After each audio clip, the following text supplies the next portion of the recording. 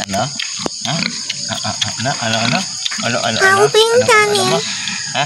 Boss, wala bang gulay? Puro pizza naman ito pagkaya mo sa akin. Subang bakulaha. Ano ba yan? Magtiis ka muna ngayon, wala tayong pera eh. Ayan. Ibang luto naman ako gusto ng mainit sa baho ho. Sige na naman, sobrang naman ang tipid mo. Kahit sabaw lang. Hama, please naman. Huwag mo naman akong tiperi. Bibigyan din naman kita ng pera eh. Kahit sabaw lang, imula lang.